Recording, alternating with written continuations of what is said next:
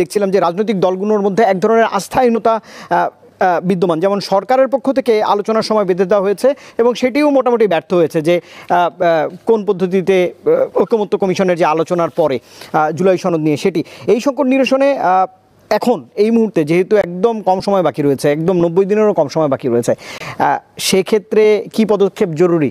আচ্ছা, সবকিছু যে একটা জায়গায় যুক্ত, সেটা রসুন যেমন একটা জায়গায় থাকে না, রসুন ঠিক সেই রসুনের মতো এই পুরো প্রক্রিয়াটার সঙ্গে কিন্তু এখানে এই রায়, এই সব আওয়ামী লীগের অংশগ্রহণ করা না করা খুবই যুক্ত একটি ব্যাপার। ভাই যেমন খুব সরলভাবে বললেন যে এটা না হলে এটা হতে পারে, এটা না হলে এটা হতে পারে, মাইনাস করে দেবার যে চেষ্টাটি আমরা দেখতে পাচ্ছি সেইটা অবশ্যই আমাদের আলোচনায় আনতে হবে। আওয়ামী লীগ, জাতীয় পার্টি, 14 দল, সিপিবি সহ প্রধান যে 4টি বাম দল, যারা 72-এর সংবিধানের মূল স্তম্ভগুলো সংবিধান সংস্কার থেকে বাদ যাওয়ার কারণে আলোচনা টেবিল থেকে উঠে চলে গেছে এবং তাদেরকে ফেরত আনবার জন্য কিন্তু কোনো চেষ্টা করা হলো না। আমরা দেখলাম অন্য দলগুলোর তারা আসবে কি আসবে না এটা নিয়ে সরকার খুবই চিন্তিত, কিন্তু এই সমস্ত দল কি বলছে না বলছে তার নিয়ে খুব চিন্তিত নয়। এই বিমাতা সুলভ আচরণ আসলে কি ইঙ্গিত দেয়? কাজে এটা কি করে অন্তর্ভুক্তিমূলক নির্বাচন হয়? এখন আপনি প্রশ্ন করতে পারেন, আপনিই বললেন শেখ হাসিনা এরকম হত্যাকাণ্ডের সঙ্গে জড়িত, আবার আপনিই বলছেন যে শেখ হাসিনার দল কিভাবে নির্বাচন করে। শেখ হাসিনা কিংবা বেগম খালেদা জিয়া এটা তো রাজতন্ত্র নয় ভাই, যে ওই পরিবারের ওই ব্যক্তিটি না থাকলে তার দল নির্বাচনে অংশগ্রহণ করতে পারবে না, রাজনীতিতে অংশগ্রহণ করবে। এই দৃষ্টিভঙ্গিটি কি? এই দৃষ্টিভঙ্গিটি হচ্ছে রাজতান্ত্রিক দৃষ্টিভঙ্গি। আমরা একটি নেতাকেই দল হিসেবে মনে করি, তার পরিবারের সদস্যকেই দল হিসেবে মনে করি, এবং এই সংস্কৃতি থেকে আমাদেরকে বের হয়ে আসতে হবে, যেটা শেখ হাসিনা চাননি। উনি কিন্তু উনার পরিবারের সব লোকজনকে নিয়ে চলে গেছেন, তার কর্মীরা কি তার পরিবারের লোক নন? যদি সত্যিকার অর্থে তিনি গণতান্ত্রিক নেত্রী হতেন এই কাজটি তিনি করেন কি করে? এবং সেই কারণেই এই প্রশ্নগুলো আমাদের করতেই হবে। যে প্রতিহিংসা, উনি বললেন যে আমি স্বীকার করে নিচ্ছি শেখ হাসিনার কিছু ভুল ছিল, আমি স্বীকার করার তো কিছু নাই। আমি শুধু বলছি 72 সাল থেকে গত 54 বছরে সকল রাজনৈতিক দলের হাত রক্তাক্ত, একজন আরেকজনকে খুন করেছেন এবং এক খুন করার থেকে আবার প্রতিহিংসা থেকে আবার খুনের মামলা হয়েছে, খুনের মামলা থেকে আবার হয়েছে, সবার আগে হয়েছে 71-এর বড় খুন। সেই বড় খুনে যে এই দলটি জড়িত, সেই দলটি এখন খুব সাড়ম্বরে কথাবার্তা বলে। তারা যে একটি গণহত্যা এবং দেশের জন্মের বিরোধিতা করেছিল সেই প্রস্তুতি করবার মতো আজকে কেউ নাই। আপনি আওয়ামী লীগের হত্যা নিয়ে কথা বলছেন, আপনি জামাতে ইসলামীর হত্যা নিয়ে কেন কথা বলবেন না? এবং আওয়ামী লীগকে আপনি নিষিদ্ধ করছেন, সেটা নিয়ে প্রধান উপদেষ্টা যথেষ্ট সড়ম্বরে বলছেন আওয়ামী লীগ নিষিদ্ধ। কেন জামাতে ইসলামী তাহলে কোন যুক্তিতে তারা সহি হয়ে যায়? এরা যে 30 লক্ষ মানুষের মৃত্যু শহীদ হবার ব্যাপারের সঙ্গে তারা জড়িত, আর আওয়ামী লীগ জড়িত 2000 এর সাথে জড়িত।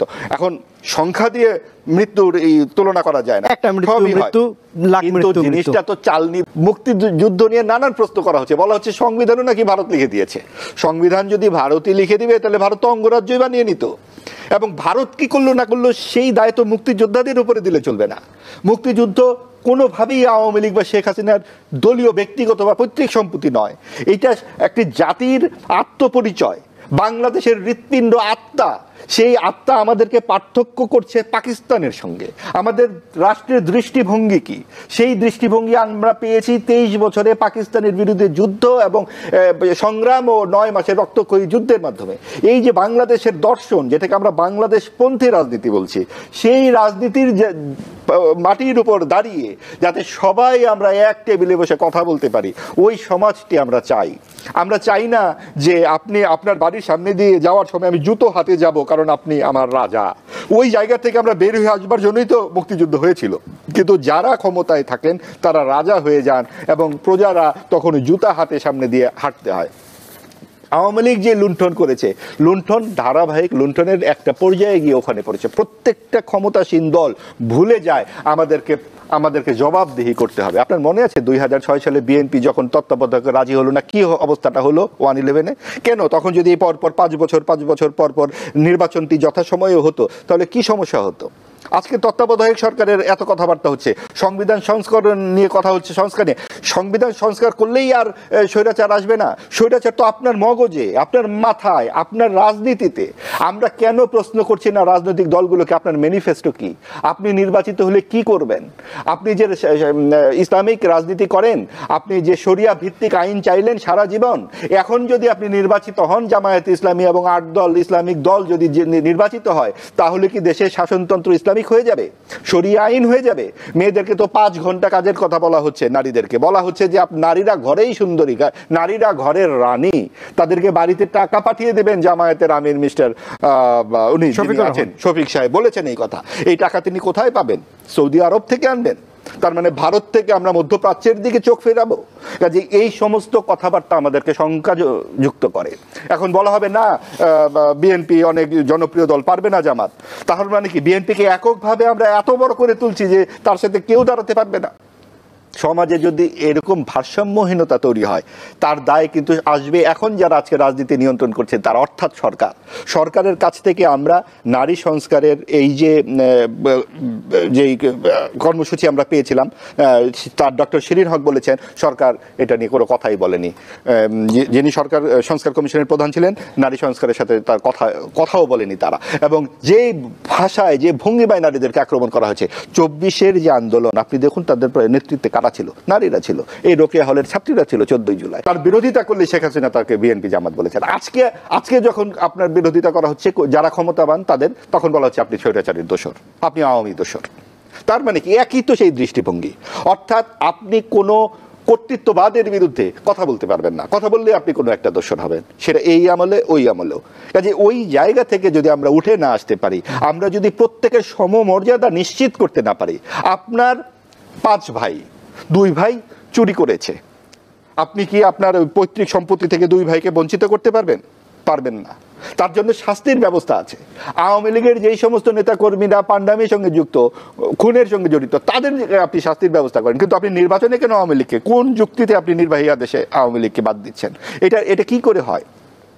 এবং সেইটা নিয়ে কোনো কথাও বলছেন না আপনি সিদ্ধান্তই নিয়ে ফেলছেন। সিদ্ধান্ত নিলেন কারা? 30টি রাজনৈতিক দল। সেই 30টি রাজনৈতিক দল কি বাংলাদেশের 100 ভাগ মানুষ, 92 ভাগ, 80 ভাগ? ওখানে 7-8টি দলের বেশি কোনো দলের নামই তো আমরা জানি না, তার দ্বিতীয় বা তৃতীয় জানি না। তারা কি বাংলাদেশের ভবিষ্যৎ ঠিক করে ফেলবেন? তারা বাংলাদেশের রাষ্ট্রীয় স্তম্ভগুলো বাদ দিয়ে দেবেন? তারা মুক্তিযুদ্ধ থেকে যেই অর্জিত আমাদের চেতনা, যে আমাদের যে দৃষ্টিভঙ্গি, তারা বদলে ফেলবেন এই কয়েকজন মানুষ বসে? 24-এ যে আন্দোলন হয়েছিল, কোনোবার কি একটি বার কোথাও উচ্চারিত হয়েছিল আমরা মুক্তিযুদ্ধের এই সমস্ত আদর্শ বাদ দিয়ে দেব, মুক্তিযুদ্ধের ভাস্কর্য ভেঙে ফেলবো, মাজার ভেঙে ফেলবো, এগুলো বলা হয়েছিল? কেন এই সমস্ত মুক্তিযুদ্ধের ভাস্কর্য ভাঙা হলো? ধানমন্ডির 32 নম্বর নিয়ে ভাই বললেন যে কেউ কথা বলছে না। কথা বলার রাস্তা কি রেখেছে সরকার? যখন ভাঙচুর হলো, বুলডোজার কি আস্ত বুলডোজার এনে 2 দিন ধরে বাড়িটি ভাঙা হলো, এই বাড়িটি কোনো ব্যক্তিগত সম্পত্তি? এটা ইতিহাসের অংশ। একটা দেশের ইতিহাস 2 বছরের হয় না, 5 বছরের হয় না। একটা পরিবারের ইতিহাসই তো হয় 150-200 বছরের, বাপ দাদা পরদাদা। আর একটি দেশের ইতিহাস, এর যে শতাব্দী পরম্পরায় আমাদের যে সংগ্রামের ইতিহাস, মুক্তিযুদ্ধের যে আতুর ঘর, আমাদের যে কৃষ্টি সভ্যতা, সেই সমস্ত কিছু আমাদের ভেঙে ফেলতে হবে। আমাদের এখানে সঙ্গীতের শিক্ষক বাদ দিতে হবে। কেন?